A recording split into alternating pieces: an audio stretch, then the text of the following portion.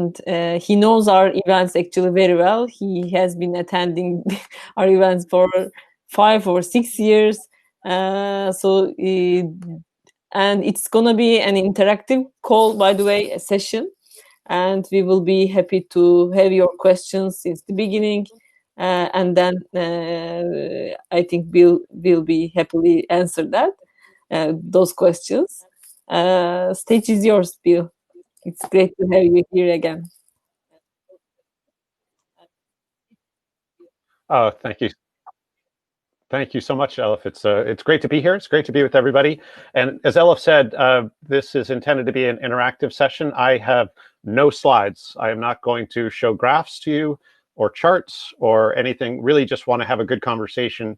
And the topic is customer funding. And so, as Elif said, I've been involved with Startup Istanbul, Startup Turkey, and Etohum for several years now, probably at least 5 or 6. And one of the things that I've seen that's a real challenge for many companies, not just at Startup Istanbul, but generally early stage companies, can be so fixated on getting funding from investors that they miss probably the much more important part of building a business. The objective here isn't to raise money. The objective is to build a valuable business. So, and ultimately a valuable business creates revenue and creates customers. And really what I want to talk about today is that process. So if you do ask questions about raising money from investors, I'm going to defer that to either an offline conversation or to not answering it. I'm not an investor, so and there are plenty of people in the network that are. So really what we want to focus on today is revenue generation and why that's important. So I want to just share a couple of thoughts, and I'd invite you, please throw questions about traction and revenue generation and customer acquisition in the chat, and we'll get to those for sure. But let me just share a couple of thoughts. So one of the things we do in our business is we help companies, early stage companies, enter the US and get traction and scale. And so what we see quite often in these companies is that there are a few variables that are important to this process of being successful at growing a business or entering a market. It's really kind of the same thing. And leading this is what the customer creation and getting early traction and scaling. And so early traction as you're building a business is important for a variety of reasons. Number one is obviously the revenue is fuel. Revenue that you earn is valuable for a variety of reasons. Number one is it validates your idea. It says that there's somebody who wants to buy it. And number two is when you gain revenue and you earn revenue, you spend that money different than if somebody gives you money. So in effect, it's more valuable for you simply because of how you honor it and use it. You're going to use it much more carefully. You're going to spend it much more carefully. So it's more of an asset and a resource than it is funding. And so again, it's just like if you get in physical shape and you've worked hard, whether you've eaten well or you've exercised, or ideally a combination of those two, you tend to honor your body more, and you treat it differently than if you are not attentive to those things. The other thing that revenue creates is more commitment from your team. So if you think of an hourglass, and every team has a limited amount of sand, right? And the sand leaks through the hourglass. No matter what we do or don't do, that sand leaks to the bottom. And if we go through a process and we're focused on raising money, instead of acquiring customers, our team doesn't see success. They don't see traction.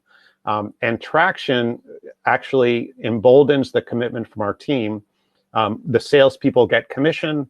the people who are developing the product get reinforcement that they're developing the right thing, and certainly the investors and or owners, to the extent that you have them, get reinforcement that their investment is going towards something valuable, so they are more committed. Certainly the customers, this is de-risked for customers because they see other customers and the idea that you're going to build more infrastructure to support and continue the product, that you're not going to go away in a year or two. So all of these things are really important to, essentially assuring that the business continues. That's sort of the first job in any type of business, is assuring continuation. And then after that, then you're scaling. But when we're entering a market or launching a product or service, we look to do two things in the first 6 to 12 months. Number one is to get traction. That means acquire some customers. And then parallel to that, we want to learn what creates a customer. So we're going to do tons of very small tests. So when I say tons, we'll be doing, that means hundreds of A/B tests where we're trying to learn three things. And if you imagine that you're almost like somebody who fishes. So somebody who fishes answers three basic questions when they leave their front door to go fishing. The first question is, what do I want to catch? Which actually seems like a pretty simple question. Someone might leave their front door and say, I want to catch, a tuna or a striped bass or, some other, maybe a yellowfin tuna or something, or a flounder. You pick the fish that you like. But ultimately, that seems like a simple decision until you understand that there are 34,000 species of fish. And in which case that now is a much more complicated decision. And you also need to understand that there are thousands of subspecies of fish. So in other words, on aggregate, there are probably a couple 100,000 species and subspecies of fish. So to go fishing, somebody who understands catching fish actually decides at a minimum to not catch 33,999 species. And so from a marketing and from a sales standpoint, that's sort of lesson number one, is really focus and target in on who you want to catch. And then the second question that people that fish answer is, where are those fish? Now that I've decided I want to catch a striped bass, are they in a river near me? Are they in an ocean? Are they in a pond, in a stream, in a lake? Where are they? And they go fishing in that place at the time of day and at the right depth for that fish. Finally, their third question that people that fish answer is, what bait attracts my fish? What bait attracts and converts or catches my fish? And so, if it's a certain kind of worm, that's great. If it's a certain kind of meat or other substance, then or maybe it's a lure of some kind. It really doesn't matter, but it matters to the fisherman or fisher person, and it matters to the fish. And it may even be different lures or different baits depending on the time of day or the body of water, or the time of season could also change the type of bait. And so people that fish are very familiar with testing baits and changing baits. And in fact, people that go fly fishing might take 5 or 10 lures or flies, and change the flies, in a couple hours of fishing, might change the flies, 5 or 6 or 7 times in order to find the one that's going to work best today at this time of day with this amount of sun and with these particular fish. And so when you're launching a business, looking at that first 6 to 12 months as really understanding who your buyer persona is, who your target customer is, where they are, or where you can find them or attract them, where they're swimming, and then what bait attracts and converts them is really key. And so when you're thinking about this in the context of the business model canvas, and I've seen companies really struggle with this, because the business model canvas is a brilliant document, but the problem is it because it's on one page, it looks simple. It's not. It's a very intuitive, very complex, an important document. But 20 years ago, what's represented on a business model canvas was a 30 to 50 page business plan, and so that one page is anything but simple. The best way to launch your business is to only focus on 2 of the 9 rectangles. So I would black out the other 7 until you've solved the first 2. So number 1 is customer segment, and number 2 is value proposition. And one of them for you might be a constant, and if that's the case, the other one would be a variable. So in other words, you might say, I want to serve this customer segment. Let's just say it is young mothers, as an example, mothers between 20 and 30, or whatever bracket in a certain region, and so on. There may be other descriptors that create that buyer persona. But if you've solved that part and you say, I want to help young mothers in some way, then it's really about determining what the value proposition is that they respond to, and creating a product or service that solves that value proposition in a way that compels them to buy it.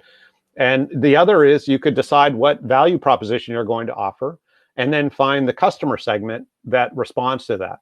My point really is that's the experimenting that you need to figure out. And you need to figure that out not only to create a sustainable business, or ideally organically grow based on customer funding, but in the moment that you say, okay, I also would like to have outside investors, whether it's seed funders, angels, friends and family, or venture capital, then customer revenue is just as important, because that's also validation and de-risking for the investor. And you're in a competitive investment environment. On the whole, only 1% to 2% of companies ever get angel or venture funding.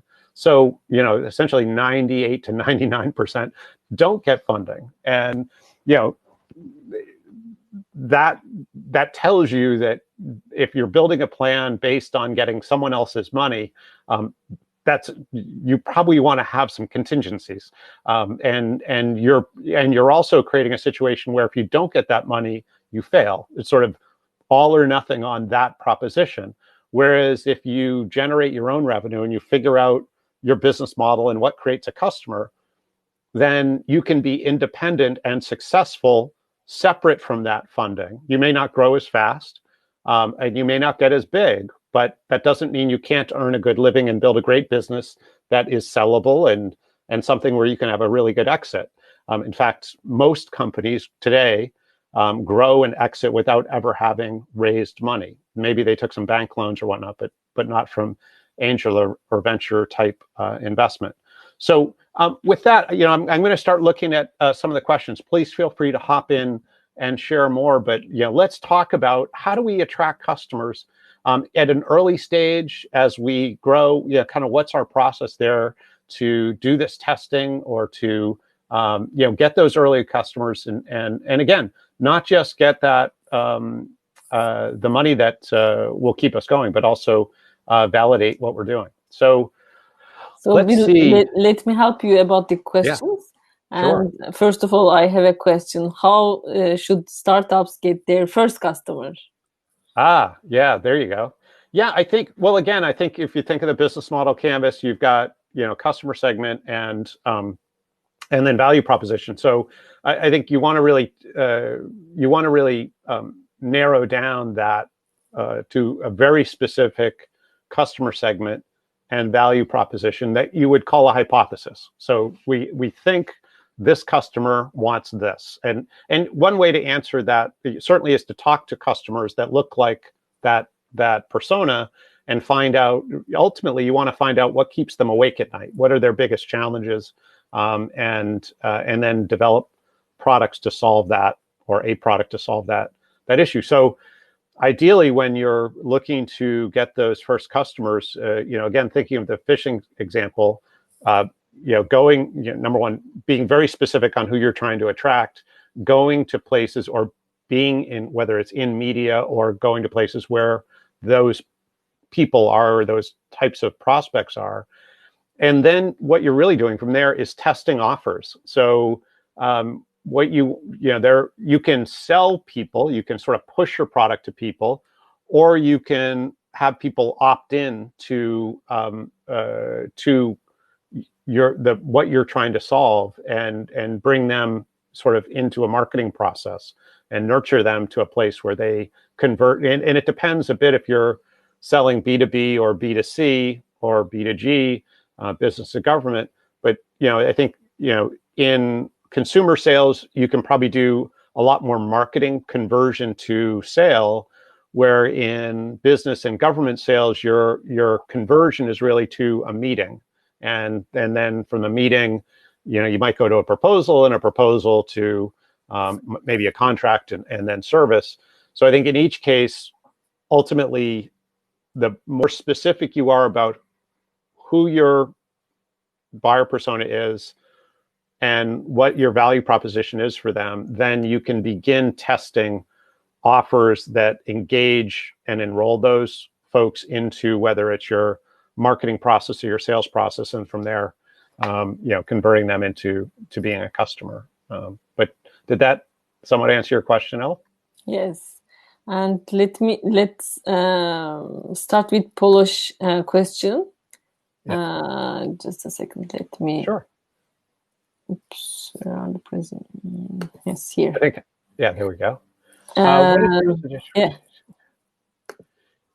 Yes. Okay. That's a great question. So, Polish. Thank you. So it says, what is your suggestion for a seed stage startup with prototype regarding customer acquisition? So, so ideally, before you actually have the prototype is driven by hopefully a whole bunch of customer discovery. So, and that means that you've done, whether it's customer interviews, whether you've given them drawings of potential solutions or mock-ups or slides or whatnot, but ultimately you have some positive feedback already from the market. And I think ultimately from there, it's going to those same people that have, whether they filled out your surveys or that you've interviewed, as to say, we now have a prototype, and it's ready for testing. Would you like to be one of our beta customers or one of our pilot customers? And whether we give you some incentive for that, or and that might be that we give you 50% off what it would cost most people, or we give you twice as long for whatever period of use, or more value in some way. But certainly getting those early customers on board. Usually there's a trade-off between revenue and acquisition. So I think I would go to those early customers and make the sort of proverbial offer they can't refuse. But you want them to pay something, and usually 50% is pretty reasonable for maybe an unfinished or untested product. But it's having them pay something validates that, number one, they see a problem and they see promise that this solution will help them solve that. And part of them becoming a customer, you also want them to agree to regular conversations to hear how it's going, and what any recommendations they have, how it solves the problem, what problems they see that it doesn't solve, any of those types of things. So it's that the discount you might give comes with a cost in terms of their investment, and that is more in terms of giving you feedback. But I hope that helps, Polish. What Tarek's asked actually is almost same as the ones that you replied, but do you have anything to add? Yeah, so can a startup get customers by letting them make pre-orders after there's a prototype? So yeah, I mean, that's essentially what the whole crowdfunding world is about, which is, it's a wonderful way to get a sense of market demand. So and then if you can get pre-orders, then obviously the next thing is to make sure that you fulfill those pre-orders on the schedule that you promise. But again, also those early adopters are probably champions and of yours, and will give you and are very well positioned to give you lots of feedback about what they like, what they don't like, what they wish the product or service does that it doesn't yet do, and those types of things. So you want to hear both the pros and the cons. But yeah, absolutely, pre-orders are, again, you have to be creative. It's very lazy to think that investment is your only path, because again, very few of us are going to get investment.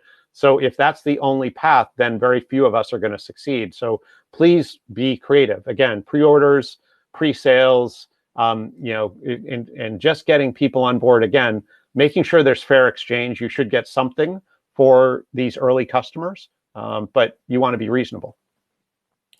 Next question is, how many customers should we target in the customer discovery process for B2B solutions?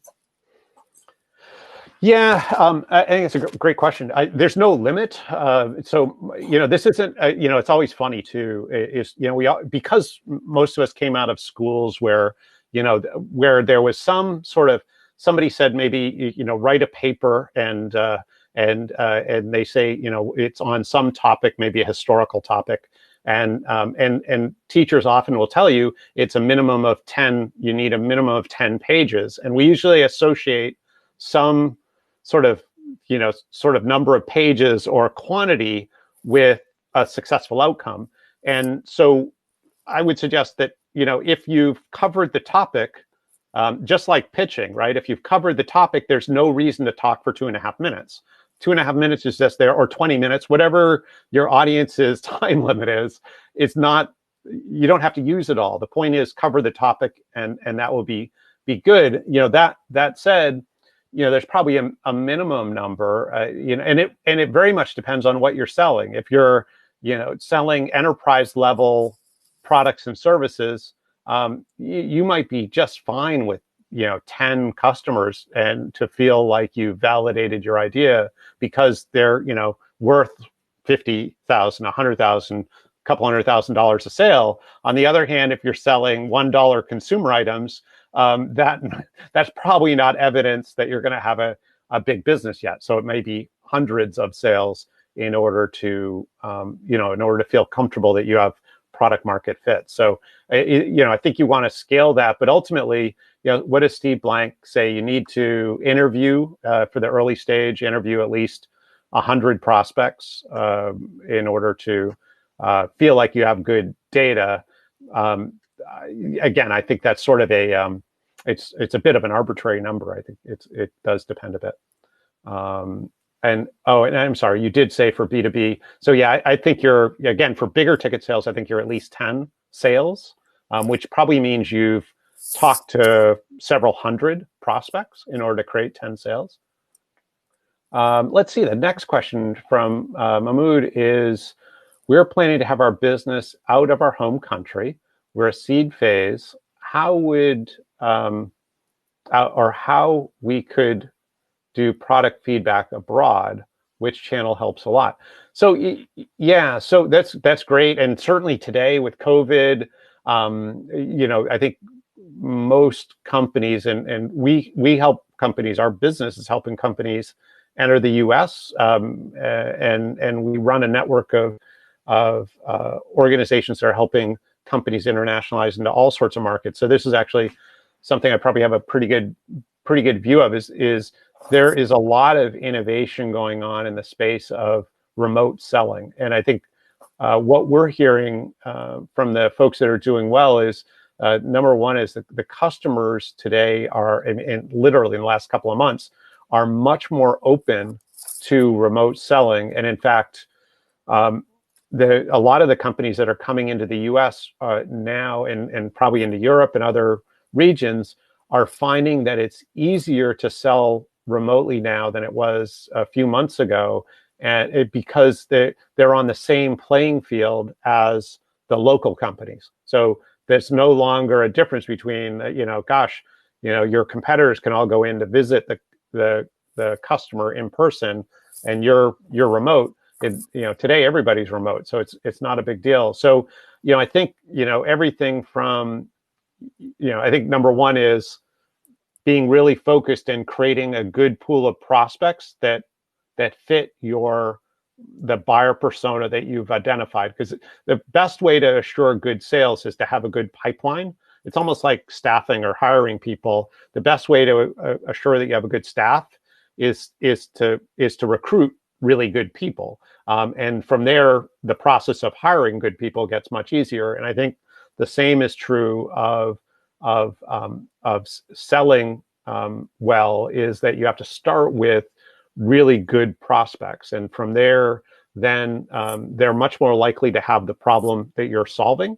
So narrowing down that buyer persona means, it's not just, we sell to, say, chemical companies, but we sell to mid-sized chemical companies, to the plant manager who maybe they just went through an acquisition and we have a software that helps in that transition. So suddenly this sort of large category becomes a very small category or subcategory that, you may have started off with thousands of companies, and now you come down and gosh, there are only 50 at any given time that have recently gone through an acquisition.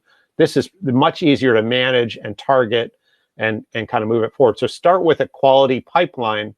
And then it's really about, think of your marketing as sort of 3 stages. Number one is creating awareness. So, making sure that there's a sort of top of the funnel where prospects are becoming aware of you, and then work them through a process through, sort of different tools and techniques to where they get, where there's more intimacy built.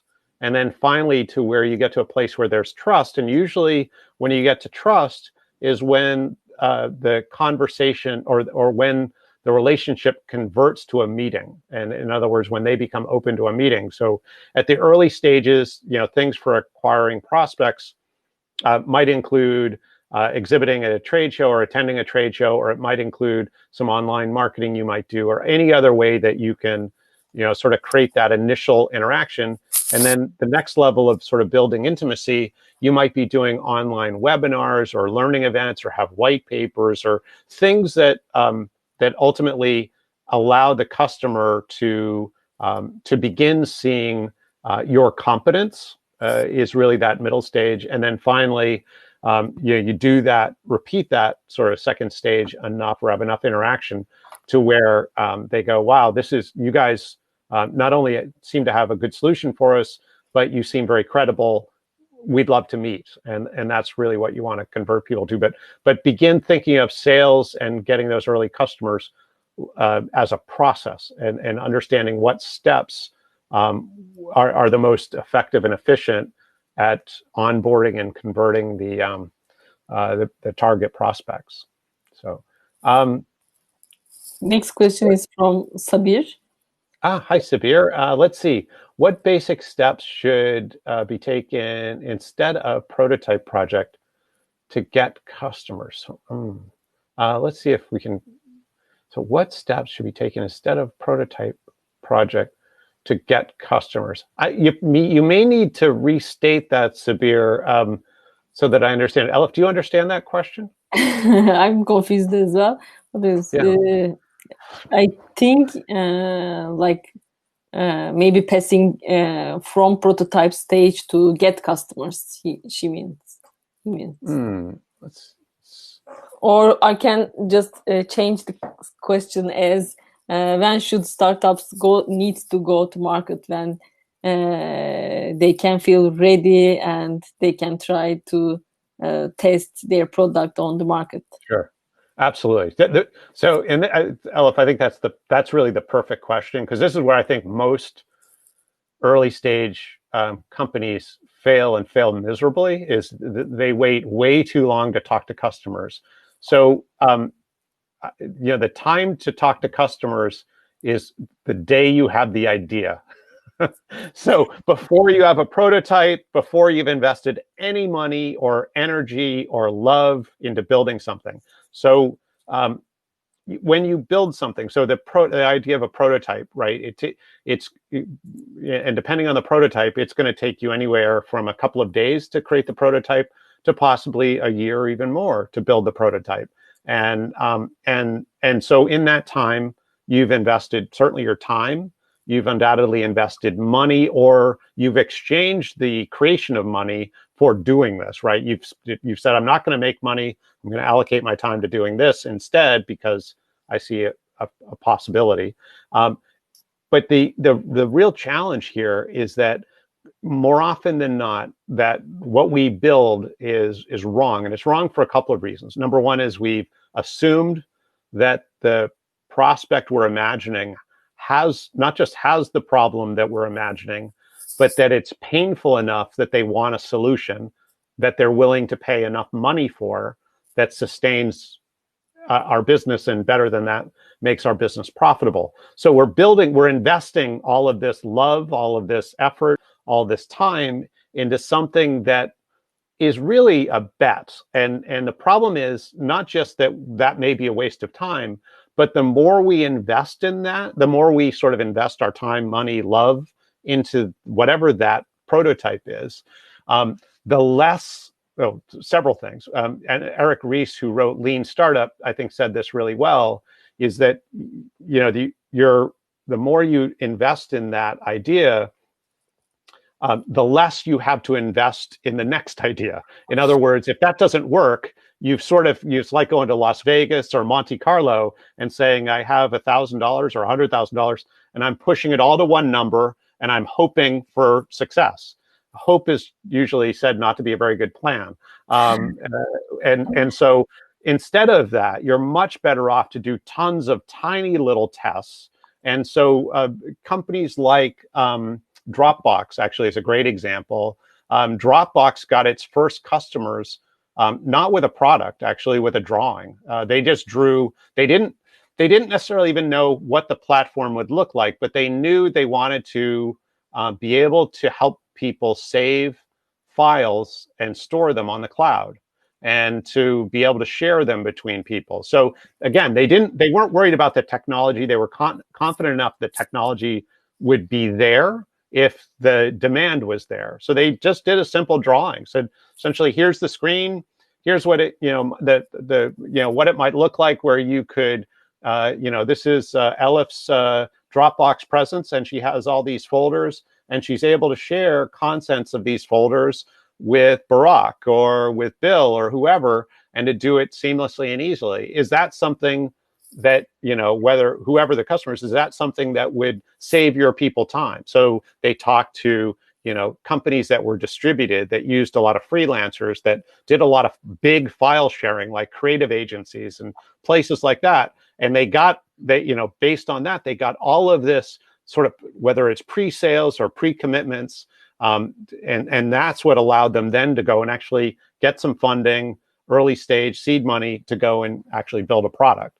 And it also reinforced the time they would invest. So the time to talk to customers is absolutely long before you build a product. And I'll share one more story on this. I have a very good friend who has built a model for creating businesses. He just sold his most recent business. He sort of starts a new business every 4 years, and is able to build it up and exit. His most recent business, he sold for $130 million, and it was only a 3-year-old business. Not so bad. He did okay. And what they do, their model is to form the team, and then the team does customer discovery, and then they decide what they're going to do. So they don't worry about what they're solving. What they do is form a team, and all his work is in the medical technology, and now they're starting to get into pharmacology solutions as well. But they build the team first, smart people who have relationships in industry, and then they go and essentially have a bunch of lunches with people who can help them sort of decide what problems exist that are significant, and then they sort of narrow that down, and again, kind of come up with a thought around what needs to be solved, go back out, test that thought, and then begin building very early stage representations of that. They just iteratively test that. And the whole time they're getting commitments, they're getting partners, they're getting key opinion leaders who can begin promoting them. But their whole goal in 3 years is to be able to sell to someone who actually, can have the big sales force that makes it sort of blow up. But they're going to take all the risk early on for innovating for these sort of much larger companies that have, 100 and 200, 300 person sales forces. So, but yeah, sorry for the long answer, but yeah, talk to customers before you build anything, or else you're going to be 100% disappointed. Yeah, thank you for this answer. And oops, just a second. Next question is about the MVP stage. What are the key signs that you need to pivot your MVP? Yeah, if nobody's buying anything. Yeah, lack of sales. If you're, and Ella is aware of this. We shut down a business now about a year and a half ago that we had spent 5 years working our butts off building, and we did not. I did not follow my own advice, and this may be why I give this advice more passionately, because I've seen the hazards of doing it incorrectly. And I think there's an assumption when you have an idea that you're right. I mean, that's we should have ego, we should have confidence, but the problem is we do that at huge peril. So we worked on this idea for 5 years, and we had some sales, we had some traction, but it wasn't enough, and it wasn't enough and fast enough to make the business really worthwhile. So I think you really, you probably have to spend more time with people that aren't buying, that fit the buyer persona you're wanting to serve, and really understand why they're not buying. What is the friction, and is that friction solvable? And in our case, it wasn't. It was just one of those things where we were trying to solve a problem, and this is probably the best wisdom I can offer on this. We were trying to solve a problem that was on their priority list, but it wasn't high enough that they were going to prioritize it over the other thing. So I would just suggest, if you have a target buyer persona or a target customer, if what you're trying to solve isn't in the top 3 things that they're trying to solve or that are important to them, they're not going to convert anytime soon or pay you a premium. You want to solve problems that are in the top 3. That's where you're going to both get the most closes or traction, but also for the most value. And so that's why being very specific on who you're trying to work with or who you're trying to target is so important, because then you can begin building density in a space and build something that actually solves something for a certain set of people that ideally over time you can expand to more and more different types of customer segments. But yeah, I would say the best sign is that it's your customer segment just is not desperate for your solution, and they should be desperate for it, or else move on.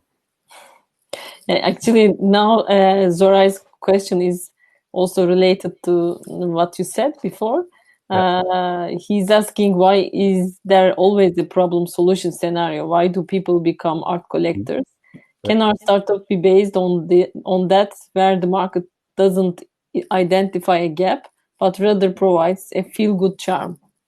Yeah, there's no doubt. And certainly it's easier for anyone to rationalize, say an investor as an example, to rationalize something where there's a problem. Let's take cancer as an example, a very significant global problem. And so that's easy to rationalize. It's very easy to understand. And if you say you can cure cancer or a type of cancer, you go, okay, those customers are desperate for a solution. If they don't have it, they will die, right? That's suddenly price becomes less of a barrier. That's the kind of the ideal customer.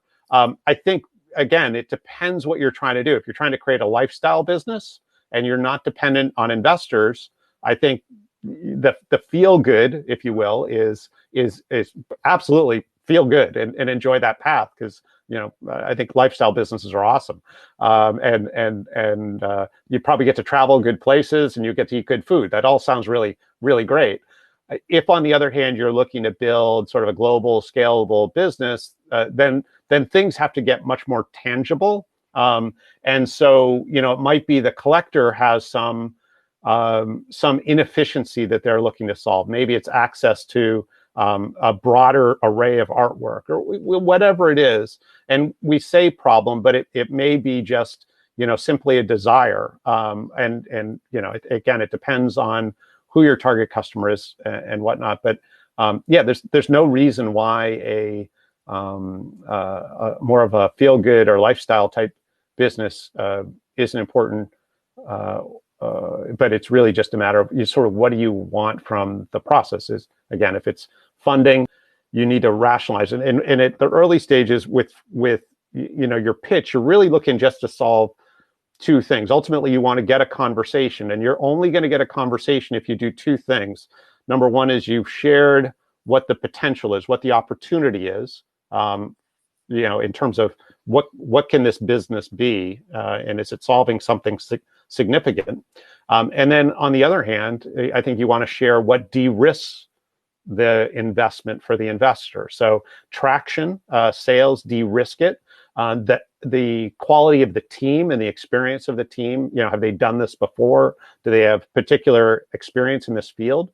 Those types of things de-risk it. So I think when you're talking about sort of how do you appeal in these ways, and the same is true with customers. Early customers need both to know that value proposition and be excited about it, and also not feel a lot of risk at doing business with an early company. It's actually the same. I mean, it's you're really just switching a few of the words, but you're trying to essentially accomplish the same thing.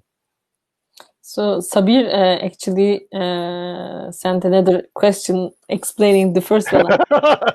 Good. And we have another question similar to that one too. So Sabir says we have prototype and tested. So how can we impress the customers to get our products? Please tell the next step. And I will read the other question also. Sure. Maybe you would like to answer both. And another question from Doreen. Roughly how long should the startup stay in the testing phase before it starts charging customers? Good. Yeah. Okay. So there's kind of a two-parter there. So I think would you mind? Yeah. So Sabir's is back up. Really the next step, Sabir, once you have, and again, I think your prototype should have multiple stages. Ideally, your prototype first starts on a piece of paper and starts, with a pencil or pen, and it costs you whatever a piece of paper costs, a fraction of a penny maybe. But then it moves from there. So concept to maybe a physical rendering to a physical product, something that actually works, that goes on and so on. But I think that really it could either be pre-orders are the next step. So once you have that sort of functional prototype, or the functional prototype will be available soon, is getting pre-orders for that is certainly a great next step. And then selling. I mean, getting out and actually getting people to adopt it. And begin using it, so you can not only, again, get that reinforcement. There's a big difference between somebody saying it, before you have something people can use, sort of in the early stages when it's a drawing, and maybe when it's a graphical representation or it's a non-functioning product. There's a big difference between somebody saying, "Boy, I really like that. I like what you're doing. Yes, we would use it. Yes, we need that." There's a big difference between that and somebody actually giving you money to possess that item, or to use that item, or to use your service. And if you want to test this, just think about, and most of us have worked for somebody at some point in our career, just think about this scenario. So imagine yesterday you went in and you talked to your boss and you asked, "Hey, I've been with a company or organization for a few years now. Could you tell me how I'm doing? I'd love to get a critique, and can you give me a review?" And so what does your boss say? They probably give you lots of great comments about the work that you've been doing and how much they appreciate the extra time you spend at the office or doing your work and your focus and all that kind of stuff. And so that's all really good and wonderful, and that, nice pat on the back feels great. And then the next day, today, we go into our boss and we say, gosh, I really appreciate your feedback yesterday. That was wonderful. I would like to have a raise. You will probably get different feedback than you experienced the day before. In other words, they'll say, well, yeah, but we're still not seeing that you've matured to the level, or you're not taking on additional responsibility, or you're not doing X, you're not doing Y, you're not doing Z. Your feedback will be a lot different when there's money attached to it than when there isn't. And this tests out pretty much 100% of the time. So asking for money is the best validator. Not only do you need it to sustain the business, and in fact, it's not a business without the exchange of money and without profit. Profit's really important. But it's also critical to know, to sort of take the lie out of the feedback. And not that people are intentionally lying.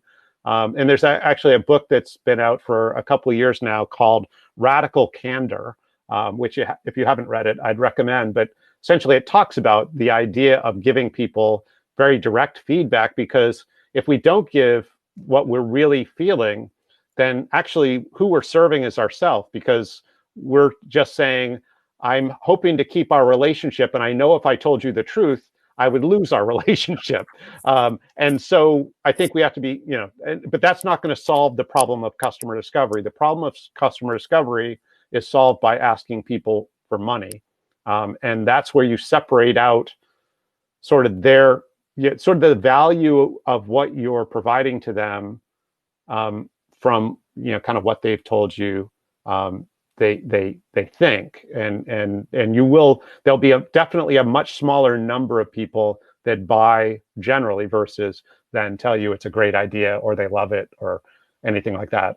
It's almost like, if you ask your family what they think, they're all going to say, oh, we love it, you're doing great, and all that. That's a lot different.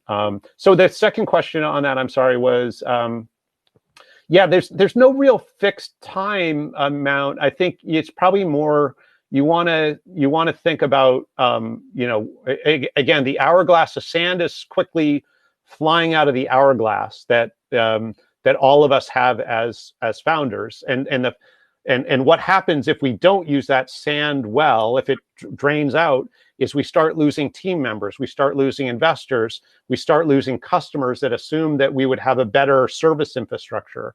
So speed is really important in that it keeps this energy together, and sales and customer acquisition reinforces that.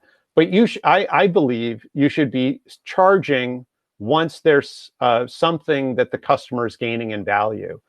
So if you have, whether it's an early software product that is somehow creating some efficiency for your customer, or maybe it's a hard good that is creating some value, even if it's charging them 25% or 50%, but they should pay something, or else you're not learning anything, and they're not co-investing in the process. So never, ever, ever, ever give away for free. You'll be impossible to charge them money later on. But you could say, our price is $1,000. We're willing to sell it to you for $500 for the first 6 months. But the obligation we want from you is, to talk every week or 2 weeks, so that we can learn from you and get feedback from your experience.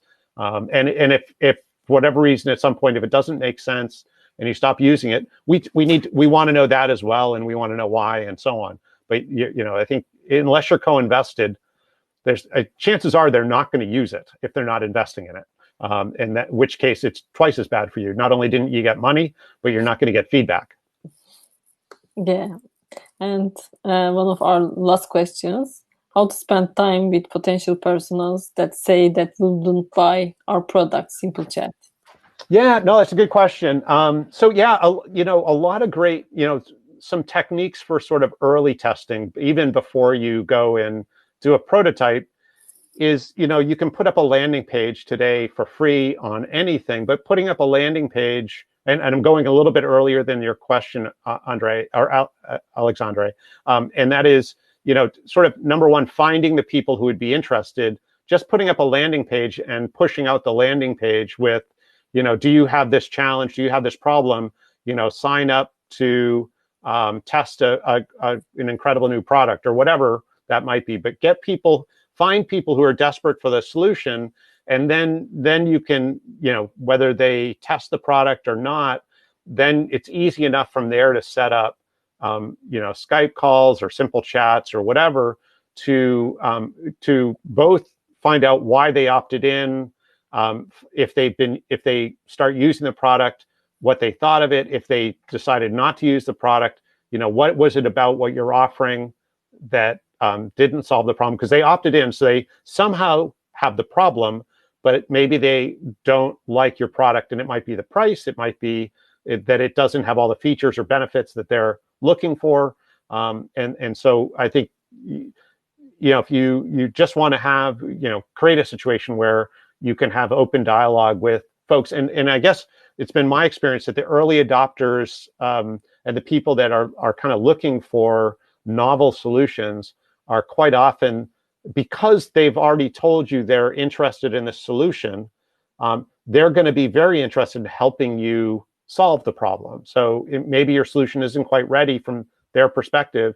Chances are they'll be more than willing to give up 10, 15, 20 minutes, even in some cases 60 minutes to give you feedback. And that's really, really valuable. And then, of course, you want to ask the question at the end of the feedback, and they say, here are the three things that would make it even more valuable for us. Of course, you want to say, hey, if we could have those attributes or have that functionality, would you then pilot the product for us? But you want to have that conditional close so that you understand, because in some cases they'll say yes, absolutely, which is not perfect yet because you haven't collected money. In other cases, they're going to say, well, not quite, because there's a competing product that does X or Y that we still like. But you want to again sort of de-risk this for yourself and ask those conditional closing type questions. Well, Bill, we are done with the audience questions. I just for the last couple of minutes, actually, I would like to talk with you about the growth stage also. After you get some first customers, startups, how should they follow their growth? If it's enough to say to sustain in the market or not, what they should do after that? Yeah, you asked such great questions. So, I think when you're in that sort of first 6 to 12 months, when you're in the early stage, is, as I mentioned off the top, you're doing experiments to sort of figure out what sort of who your customers are, who your prospects are, where they are, where you can attract them from, and then what bait converts them. Is sort of think of, maybe the metaphor to use here is that, in the early days, you're sort of going between here and the customer, and let's say it's 500 kilometers, so we have a sort of an image here, and what the path is it's a dirt path, and to get between them, and it's circuitous, right? It was made by a cow or a horse, and it goes around things. It's in a direct line, it's 500 kilometers, but you probably go 1,000 kilometers to actually get to that place. So the job in that first 6 to 12 months is actually to build a very straight single lane road. It may not be paved yet, but it's a dirt road, and we know all the steps that get us from where we are to the beginning of the sales process to where they sign the contract and actually have their first purchase. And then sort of after that, to answer your question, Aleph, is really from there, you want to be able to almost think of, we now are in Germany on the Autobahn, and we now have, instead of a dirt road, we have 6 lanes, all paved straight, and we have a Porsche, and we can go really, really fast. And that's what allows a company to scale. It's not that, if they have 50 salespeople, it's not that they have 50 dirt paths, right? It's that they have 50 lanes where those salespeople can go super fast because they know what attracts and creates and converts customers. And so that's really, when you get to a place where you're sort of going through these stages. At that early stage, it's, again, it's important to get traction, and that's critical. The revenue is important, and the confirmation that you're on the right path, and the success that creates for the team. But parallel to that, really understanding what creates that customer allows you then to begin scaling and to begin building that multi-lane autobahn that you can just just hit the copy button and make lots and lots and lots and lots of sales. Because it's a lot of the success is it's not just selling, it's how do you reduce the cost of a sale, and how do you take each sale and make it evergreen or repeated, so that the customer every week, every month has a rebuying or repurchasing, or this sale leads you to 10 more, or that you get to penetrate for additional sales in some way. But hopefully that helped. Thank you, Bill. Thank you very much for your time. It's been almost an hour, and I think we answered many questions in this hour. Thank you very much, and we hope to see you in Istanbul in October, hopefully. I can't wait. And thank you for your one-to-one mentorships as well with the startups. And I'll see you soon. All right. Thanks, Elif. So nice to see you. Thanks, Burak. Bill, see you. Have a great day. Thank you. Have a great weekend as well. Yes. Finally, we are. Thank you. Bye-bye. All right. Cheers. Bye-bye. Bye-bye.